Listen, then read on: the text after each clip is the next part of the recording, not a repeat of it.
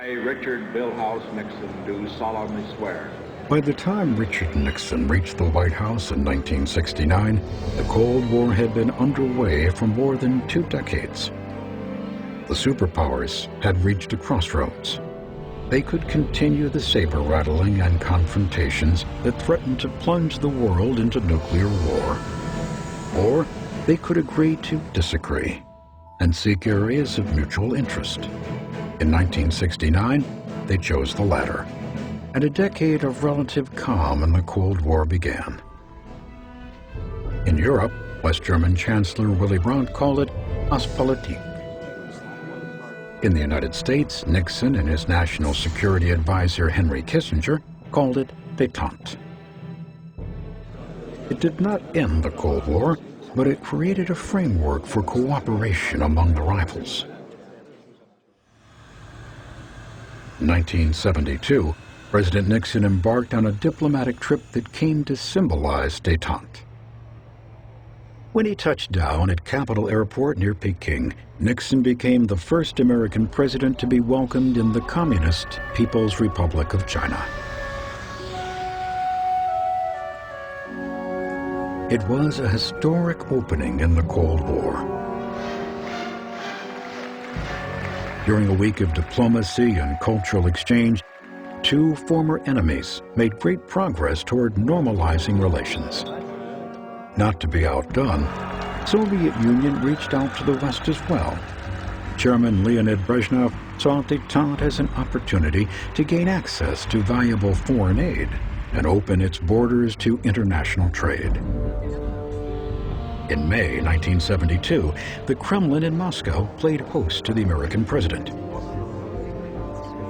Together, Nixon and Brezhnev signed the first-ever agreements to limit nuclear weapons. The SALT I and ABM treaties were largely symbolic, but they represented a mutual effort to work towards cooperation and coexistence.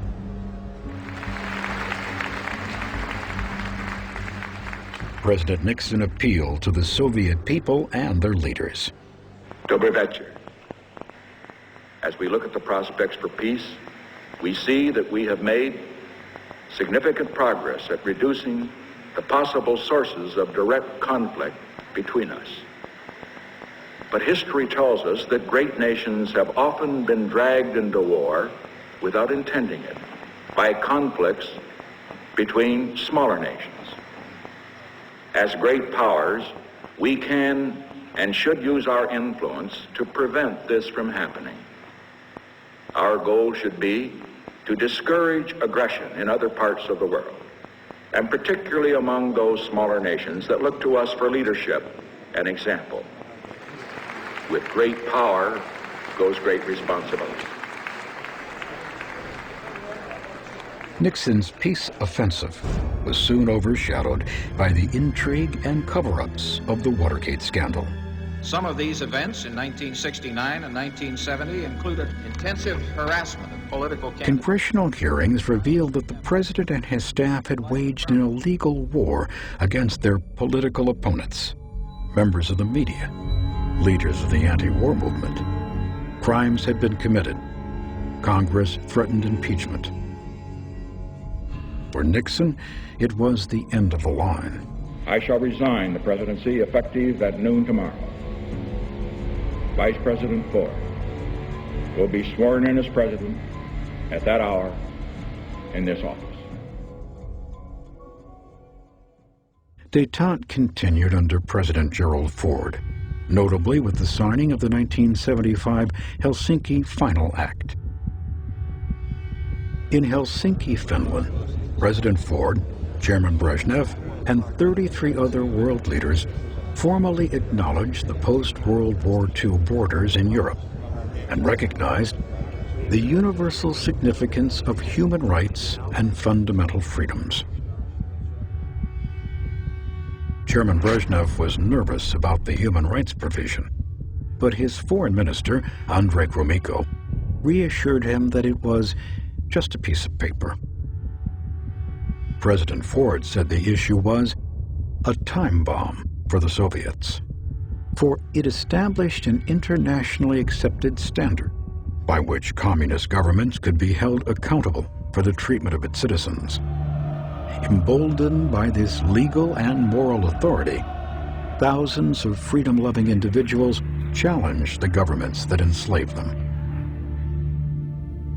Helsinki watch groups monitored human rights abuses behind the Iron Curtain and brought them to world attention. Many activists were targeted by official government harassment. In 1977, the Soviet Union's secret police service, the KGB, reported that it had investigated members of the Moscow-Helsinki Watch and uncovered slanderous materials and hostile documents that could inflict serious political damage on the Soviet state. The report was signed by KGB chief Yuri Andropov. The campaigns were not limited to the Soviet Union. In communist Czechoslovakia, a small group of dissidents drafted a human rights manifesto called the Charter 77 Declaration. It petitioned the Czech government to live up to the promises it had made at Helsinki. The government denounced the signatories and retaliated. Playwright Václav Havel was among the many Chartists who were arrested and imprisoned for subversion and hostility towards the socialist state. In 1979, the wave of defiance crested. The leader of the Roman Catholic Church, Pope John Paul II, brought a message of hope to his native Poland. He reassured the millions of Poles who greeted him, "Be not afraid. You must be strong with the strength of hope." The Pope became a powerful force for change in communist Poland. He became a chief supporter of Solidarność, or Solidarity, an independent trade union led by Lech Walesa, the first ever to be established in a communist bloc country. In the United States, a new president, Jimmy Carter, made human rights the centerpiece of his new administration. The passion for freedom is on the rise. Tapping this new spirit, there can be no nobler nor more ambitious task for America to undertake on this day of a new beginning than to help shape a just and peaceful world that is truly humane.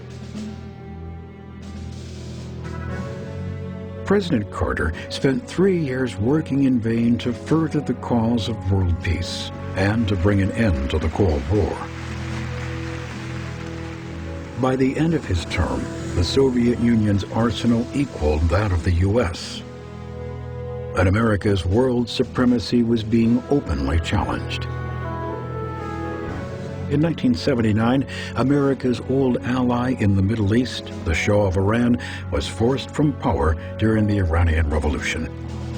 9 months later, student followers of the Shiite cleric Ayatollah Khomeini stormed the American embassy.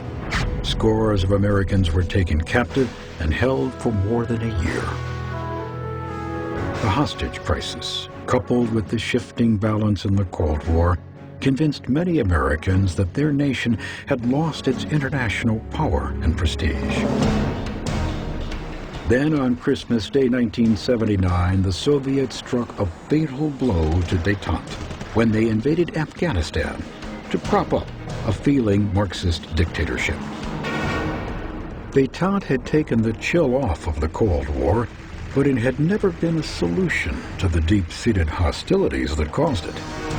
By 1980, the temperature was falling, and sabers were unsheathed. New actors waited in the wings as the stage was set for the final, decisive battle of the Cold War.